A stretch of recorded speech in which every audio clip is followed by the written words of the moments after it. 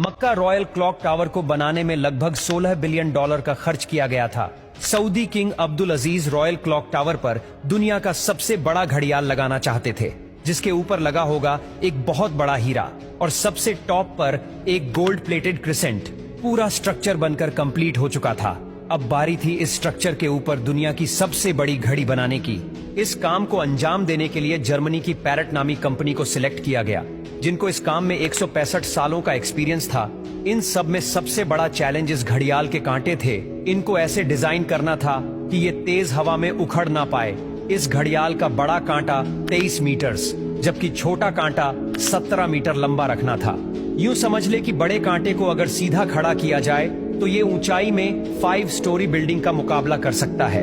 600 metre की ऊंचाई पर हवाएं 200 किलोमीटर पर आवर से भी ज्यादा तेज चल सकती है, जो इस कांटे को बड़ी आसानी से उखाड़ सकती है।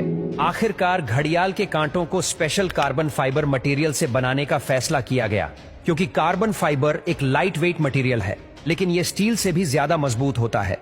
स्टील की कंप्रेशन स्ट्रेंथ यानी दबाव बर्दाश्त करने की ताकत ज्यादा होती है और वो प्रेशर पड़ने पर मुड़ सकता है, लेकिन कार्बन फाइबर प्रेशर पड़ने पर मुड़ता नहीं है।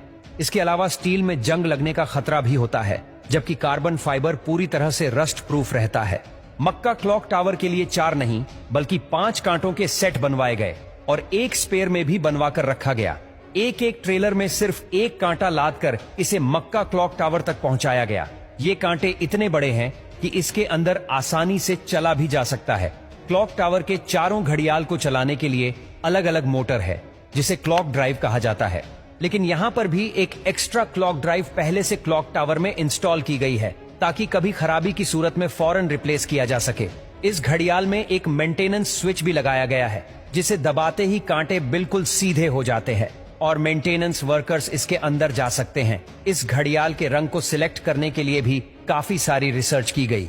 रिसर्च करने के बाद ग्रीन कलर की LED लाइट सिलेक्ट की गई। ग्रीन कलर इसीलिए सिलेक्ट किया गया क्योंकि ग्रीन कलर में 8 किलोमीटर दूर से देखने पर भी टाइम सही से नजर आता था। इस क्लॉक टावर पर हैरतअंगेज तौर पर टोटल 20 लाख LED लाइट्स लगी है। हर एक LED एक दूसरे से 4 इंच के फासले पर लगी है। इन 20 लाख LED को भी स्पेशली मक्का के गर्म मौसम को नजर में रखते हुए बनाया गया, जिसमें 1 साल से भी ज्यादा का वक्त लगा। अब बारी थी मक्का क्लॉक टावर के सबसे मुश्किल लेकिन खूबसूरत पार्ट को बनाने की। बिल्डिंग के टॉप पर एक क्रिसेंट लगाना था। ये क्रिसेंट 75 फीट ऊंचा और इतना ही ज्यादा चौड़ा भी है। लाइट वेट रखने के लिए इसे फाइबर ग्लास और कार्बन फाइबर को मिक्स करके बनाया गया, पर फिर भी इसका टोटल वजन 35 टन के करीब है। क्रिसेंट और घड़ियाल के ऊपर हीरे को बनाने की जिम्मेदारी जर्मन कंपनी रीवा को दी गई। जानकारी के लिए बता दे कि इस घड़ियाल को दुबई में बनाया गया और फिर बाद में उसे मक्का ट्रांसपोर्ट किया। सबसे खास बात ये कि क्रिसेंट के कोने कोने पर सोने की लेयर छड़ी होगी, लेकिन अगर ये क्रिसेंट पूरा 1 पीस में बनाया गया तो फिर इसे टॉप तक पहुंचाना और फिर वहां इंस्टॉल करना मुश्किल नहीं बल्कि नामुमकिन होगा, क्योंकि भीड़ और जगह की तंगी की वजह से यहाँ सिर्फ टावर क्रेन्स काम कर सकती है, पर वो भी इतना ज्यादा वजन एक साथ नहीं उठा सकती। तभी इसे अलग अलग पार्ट्स में बनाने का फैसला किया गया।